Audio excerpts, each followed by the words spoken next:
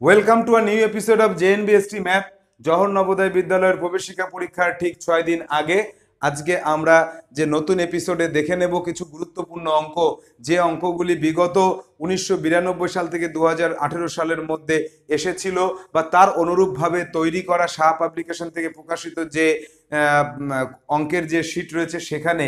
তো সেই সব অঙ্কগুলির মধ্যে যে অঙ্কগুলি আমাদের স্টুডেন্টরা করতে গিয়ে কঠিন বলে মনে হয়েছে বা আরও একটু বুঝে নিলে ভালো হয়, সেই গুরুত্বপূর্ণ অঙ্ক নিয়ে আজকের আমাদের এই এপিসোডটি আশা করি যারা ভিডিওটি দেখছো তাদের পক্ষে ভীষণ উপকারী বলে বিবেচিত হবে, কারণ পরীক্ষার আগে এই গুরুত্বপূর্ণ অঙ্কগুলি যেমন আমাদের স্টুডেন্টদের কাছে খুব ইম্পর্টেন্ট এবং তারা সমস্যা ফিল করছে, তেমন তোমার কাছে হয়তো না বাঁধতে পারে, কিন্তু এই অঙ্কগুলো দেখে নিলে তোমার পরীক্ষার হলে গিয়ে বিশেষ সুবিধা তুমি পেতে পারো। তাহলে এই ভিডিওটি দেখো এবং ভীষণ গুরুত্বপূর্ণ অঙ্কগুলিকে আজকে করব, সেগুলিকে একটু লক্ষ্য করো।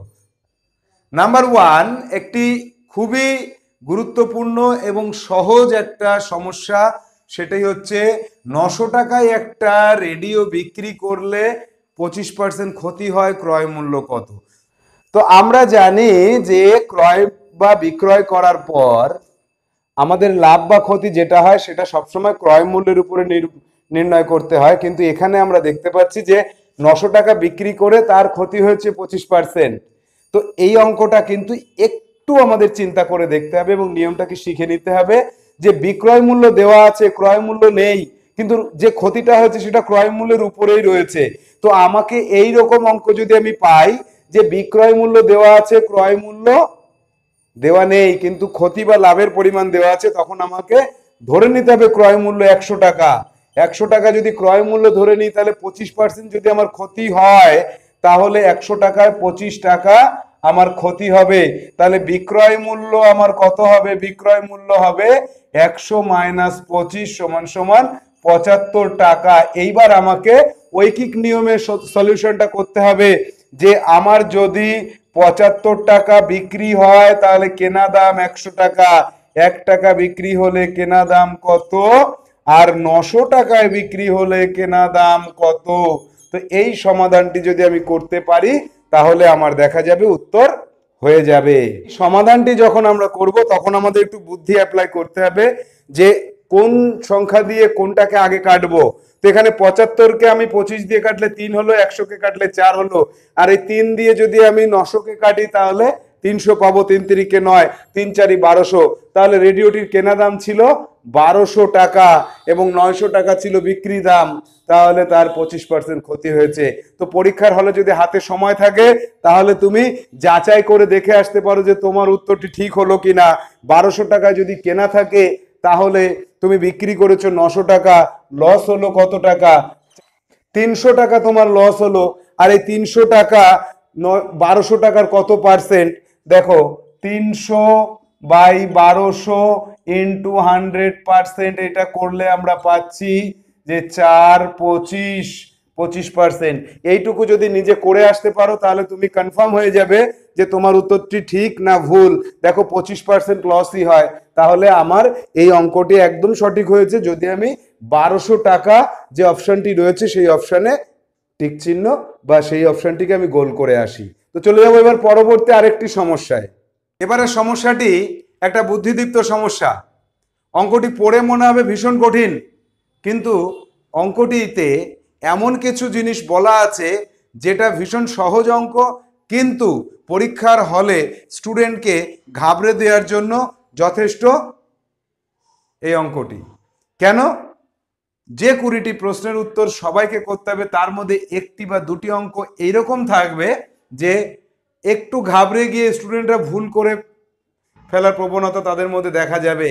তা না হলে কম্পিটিশনকে কাকে বাঁচবো, কার বুদ্ধি বেশি কার বুদ্ধি কম, তো এই একটা সেই অঙ্ক যে বুদ্ধি বেশি বা কম তার যাচাই করে নেওয়ার জন্য এই পরীক্ষাটি আমাদের প্রশ্নপত্রে এসেছিল কোনো এক সময়ে, যে কি ধার্য মূল্যের উপর 20% ছাড় দিয়ে 700 টাকায় বিক্রি করলে কোনো একটা জিনিস কেনা দাম ছিল 500 টাকা, তাহলে লাভের শতকরা পরিমাণ কত? তো এখানে এই যে ধার্য মূল্যের উপর 20% ছাড়, এইটা যখনই স্টুডেন্ট পড়বে তার ব্রেনে কাজ করবে যে আমি লাভ ক্ষতির চ্যাপ্টারে ধার্য মূল্য, এর উপরে তো অনেক কিছু করেছি, যে ধার্য মূল্যের উপরে এত টাকা ছাড় দিয়ে এত টাকায় কেনা হলো, তারপরে এত টাকায় বিক্রি হলো, এই চিন্তা ভাবনা করতে করতে সে অঙ্কটা যে কত সহজ সেটা সে ভুলে যাবে। অঙ্কটিতে এই জায়গাটুকু আননেসেসারি, যদিও অঙ্কে কোনোদিন আননেসেসারি জিনিস থাকার জায়গা থাকে না, কিন্তু কম্পিটিটিভ এক্সামে কিন্তু আমরা এই জায়গাগুলো কখনো কখনো লক্ষ্য করে থাকতে পারি যে এই 20% ছাড় দিয়েছে, এটার কোনো ভ্যালু নেই। 700 টাকায় বিক্রি করেছে আর 500 টাকায় কেনা ছিল, তাহলে লাভ কত হলো? লাভ একদম সিম্পল, 700 মাইনাস 500 সমান সমান 200 টাকা। এবার লাভের শতকরা পরিমাণ নির্ণয় করতে হবে, কতর মধ্যে কত ইন্টু 100%।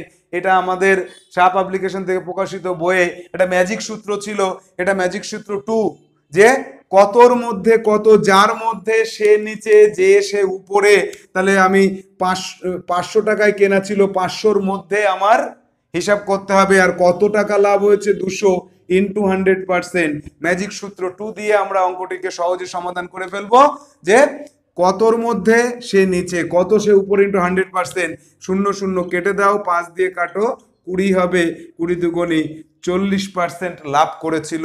তাহলে অঙ্কটা দেখো একদম ইজি অঙ্ক, লাভ ক্ষতি চ্যাপ্টারে একদম সহজ অঙ্কের তালিকায় এটা স্থান পায়, কিন্তু এই জায়গাটার জন্য কিন্তু এই অঙ্কটি বিশেষ একটা মাত্রা পেয়ে গেছে, যে অধিকাংশ স্টুডেন্ট কিন্তু এই 40% না করে এই জায়গাগুলোতে খুঁজতে শুরু করবে।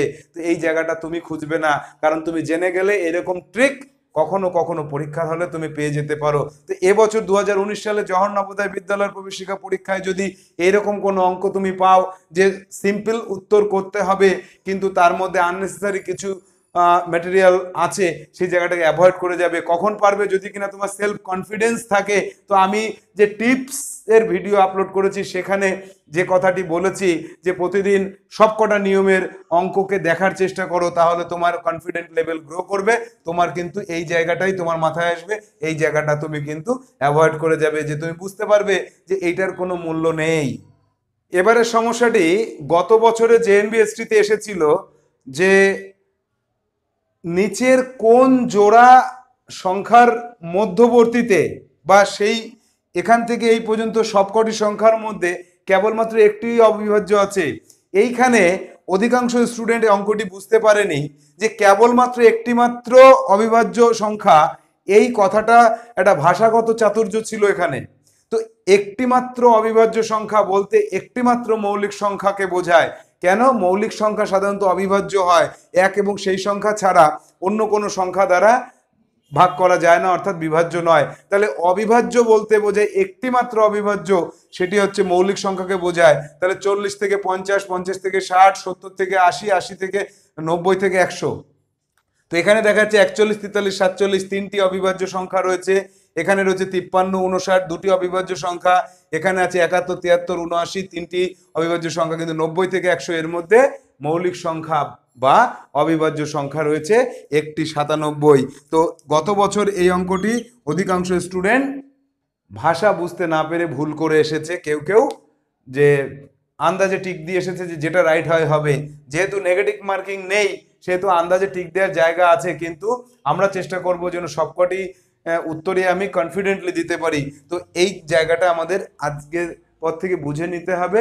তো এবছর যদি এই প্রশ্নটা নাও আসে, ভবিষ্যতে কোনো এক বছর আসলেও আসতে পারে।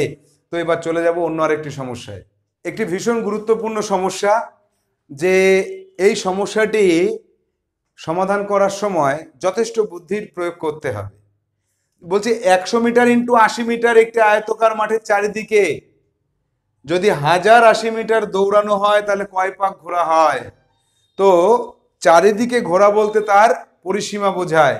তো এই অঙ্কটাতে ঘাবড়ে যাওয়ার জায়গাটি হচ্ছে এই জায়গাটি, 100 মিটার ইন্টু 80 মিটার। তো 100 মিটার ইন্টু 80 মিটার এই কথাটা এই গুণ আকারে রাখার অর্থ হচ্ছে যে এর ক্ষেত্রফল।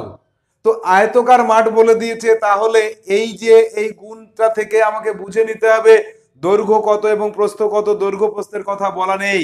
তো 100 ইন্টু 80 অর্থাৎ 100 মিটার হচ্ছে দৈর্ঘ্য, 80 মিটার হচ্ছে প্রস্থ।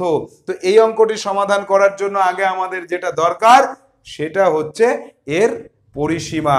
তো দৈর্ঘ্য আর প্রস্থ যদি জানা থাকে পরিসীমা কিভাবে নির্ণয় করতে হয়, দৈর্ঘ্য প্রস্থকে যোগ করে দাও 100 আর 80, 180, তাকে 2 দিয়ে গুণ করে দাও 180, 2 গুণ করলে হয় 360, এটাই হচ্ছে তার পরিসীমা। অর্থাৎ মাঠটিকে যদি একবার প্রদক্ষিণ করে আসি 360 মিটার ঘোরা হবে, তাহলে আমার 1080 মিটার ঘুরতে গেলে কত পাক ঘুরতে হবে? তো ঐকিক নিয়মে এটাকে করে দাও, এত মিটার ঘুরি, একবার পাক খেলে 1 মিটার ঘুরি, 360 আর 1080 কত হয়? 1080, এই করে দাও 3 বার। তাহলে আমাকে 3 বার প্রদক্ষিণ করতে হবে। যথেষ্ট কঠিন একটা অঙ্ক, খুব সহজে কিভাবে করা যায় দেখে নাও। যে স্টেপগুলো যদি পরপর আমি বুঝতে পারি তাহলে অঙ্কটি সমাধান করা কোনো কঠিন বিষয় নয়। এবার দেখে নেব গতিবেগ চ্যাপ্টারের একটা ভীষণ গুরুত্বপূর্ণ অঙ্ক, যে অঙ্কটি জওহর নবোদয় বিদ্যালয়ের প্রবেশিকা পরীক্ষা 2019-এ আসার সম্ভাবনা থেকেই যায়। তো অঙ্কটা ভালো করে পড়ে দেখতে হবে যে একটা ট্রেন 400 মিটার দৈর্ঘ্য এবং সে 600 মিটার লম্বা একটা প্ল্যাটফর্মকে অতিক্রম করবে, তার গতিবেগ 72 কিমি পার ঘন্টা যদি হয়, তাহলে এই প্ল্যাটফর্মকে অতিক্রম করতে তার কত সময় দরকার হবে? তো এই অঙ্কটি করার সময় আমাদের মনে রাখতে হবে যে কতগুলো স্টেপ পার করে আমাদের সঠিক অ্যান্সারে আমরা পৌঁছাতে পারবো। তো এক্ষেত্রে আমি একটা কথা বলে রাখি যে যখনই কোনো কম্পিটিটিভ এক্সামের ক্ষেত্রে আমি অ্যাপিয়ারেন্স বা আমি প্রস্তুতি নিচ্ছি, তখন আমার মাথায় সবসময় একটা জিনিস রাখতে হবে, অঙ্ক যতই কঠিন হোক বা যত বড়ই হোক না কেন, আমাকে স্টেপগুলোকে মনে রাখতে হবে, কোন কোন স্টেপ পার করলে একটা সমস্যার সঠিক সমাধান করা যায়। সে স্টেপগুলো যে মাথায় আনতে পারবে তার কাছে কোনো অঙ্ক কঠিন বলে মনে হয় না। তো এক্ষেত্রে আরেকটি ঘোষণা করে রাখি আমি, যে জওহর নবোদয় বিদ্যালয়ের প্রবেশিকা পরীক্ষার জন্য সকল প্রকার প্রস্তুতির যে ভিডিও, সেটা এই কুইক এল ইউটিউব চ্যানেলে আমি আপলোড করে থাকি।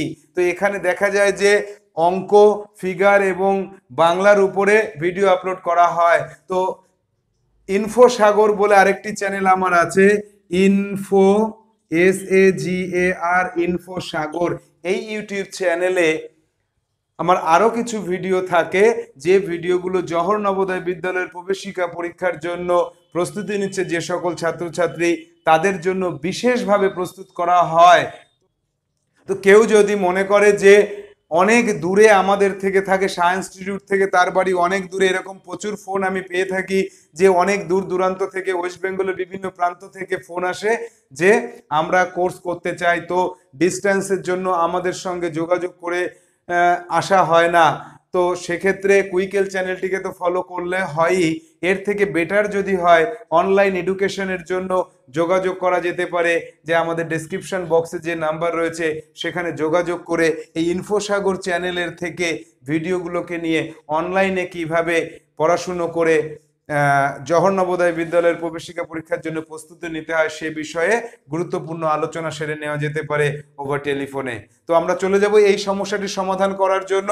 এই সমস্যাটি সমাধান করার জন্য প্রথম স্টেপ আমাদের যেটা মনে রাখতে হবে যে 400 মিটার আর 600 মিটার অর্থাৎ 1000 মিটার, 1000 মিটার, যেটা 72 কিলোমিটার পার ঘন্টার থেকে অনেক কম। তো আমাদের এখানে উত্তরটা হয় মিনিটে না হলে সেকেন্ডে আনলেই সুবিধা হয়। তো আমরা এখানে এটাকে সেকেন্ডে আনার চেষ্টা করব। গতিবেগ বলেছে 72 কিলোমিটার পার ঘন্টা, 72 কিমি পার ঘন্টা, একে আমরা 72 মিটার করে দাও, আর পার ঘন্টা মানে 3600 দিয়ে ভাগ, তাহলে এত মিটার পার সেকেন্ডে নিয়ে আসো। এইটাকে আনা থাকলে এই 1000 মিটার যেতে তার কত সময় লাগে সেটা বের করা যাবে। আচ্ছা, একটা ট্রেন যদি একটা প্ল্যাটফর্মকে অতিক্রম করে, তার অর্থ তার নিজের দৈর্ঘ্য এবং তার প্ল্যাটফর্ম যেটাকে অতিক্রম করছে তার দৈর্ঘ্য। আমরা আগে আমাদের গতিবেগ চ্যাপ্টারে এই বিষয়টা বুঝে নিয়েছিলাম, আরেকবার দেখছি। এই হচ্ছে ট্রেন, এই ট্রেনের মাথাটাকে যদি আমি ফলো করি, প্ল্যাটফর্মকে সবে ঢুকতে শুরু করলো, এবার প্ল্যাটফর্ম ছেড়ে যখন সে বেরিয়ে যাচ্ছে তখন তার মাথাটা কোথায় আছে? এখানে আছে। অর্থাৎ এখান থেকে এই পর্যন্ত, অর্থাৎ নিজের দৈর্ঘ্য এবং প্ল্যাটফর্মের দৈর্ঘ্য, এই দুটোর যোগফলই হয় সে কতটুকু পথ অতিক্রম করলো। তাহলে প্ল্যাটফর্ম অতিক্রম করার অর্থ হচ্ছে নিজের দৈর্ঘ্য প্লাস প্ল্যাটফর্মের দৈর্ঘ্য, আর একটা খুঁটিকে অতিক্রম করার অর্থ হচ্ছে তার নিজের দৈর্ঘ্যকে অতিক্রম করা। তো এইটা মাথায় রাখতে হবে, তাহলে তাকে যেতে হবে 1000 মিটার। তাহলে এইটা তার গতিবেগ, তার গতিবেগ যদি এইটা হয় তাহলে দুটো শূন্য কাটো, 20, তাহলে 20 মিটার যায় 1 সেকেন্ডে। এবার ঐকিক নিয়মে 20 মিটার যাচ্ছে সে 1 সেকেন্ডে, 1 মিটার যাচ্ছে 1/20 সেকেন্ডে, আর 1000 মিটার যাচ্ছে কত সেকেন্ডে? শূন্য কাটলাম 50 সেকেন্ডে। তো এই ধরনের গতিবেগের অঙ্ক কিন্তু এবছর জওহর নবোদয় বিদ্যালয়ের প্রবেশিকা পরীক্ষাতে ভীষণ গুরুত্বপূর্ণ। সেক্ষেত্রে আপেক্ষিক গতিবেগের উপর অঙ্ক আসতে পারে, এবং খুঁটি অতিক্রম করা এবং প্ল্যাটফর্ম অতিক্রম করা, এই অঙ্কগুলো কিন্তু গুরুত্বপূর্ণ। তো এইভাবে প্র্যাকটিস চালিয়ে যাও, নিজেরা বাড়িতে কঠিন অঙ্ক খোঁজো, কঠিন অঙ্ক খুঁজে প্র্যাকটিস করো, এবং নিচে ডেসক্রিপশন বক্সে যে কন্ট্যাক্ট নাম্বার রয়েছে সেখানে হোয়াটসঅ্যাপে প্রবলেমটাকে পাঠাও, আমি সলভ করে দেওয়ার চেষ্টা করবো। একদম 11th আওয়ারে এসে সেই অঙ্কটি যদি তুমি সলভ করে পরীক্ষার হলে দেখো সেই অঙ্কের মতোই অঙ্ক এসেছে, তাহলে সেটা তোমার ক্ষেত্রে যেমন উপকারী হবে, সাহা ইনস্টিটিউটের পক্ষে সেটা আনন্দের বিষয় হবে। তো তোমরা এই ভিডিও দেখার পরে ডেসক্রিপশন বক্সে যে নাম্বার আছে সেখানে হোয়াটসঅ্যাপে তোমাদের সমস্যার কথা জানাতে পারো, অথবা কমেন্ট বক্সে কমেন্ট করেও লিখে জানাতে পারো। আর অনলাইন এডুকেশনের জন্য ইনফো সাগর ইউটিউব চ্যানেলের মাধ্যমে কিভাবে অনলাইন এডুকেশন নেওয়া যেতে পারে সে বিষয়ে ফোন করে বা হোয়াটসঅ্যাপ নাম্বারে কানেক্ট করে তোমরা কিন্তু যোগাযোগ করতে পারো। তো আজকের এই এপিসোড এখানেই শেষ করব। দেখা হবে পরবর্তী এপিসোডে জওহর নবোদয় বিদ্যালয়ের ঠিক আগের মুহূর্তে বিভিন্ন টিপস এবং বিভিন্ন সমস্যার সমাধানকে সঙ্গে এনে। ততদিন পর্যন্ত প্র্যাকটিস চালিয়ে যাও, ভীষণভাবে প্র্যাকটিস করো, চান্স তোমাকেই পেতে হবে।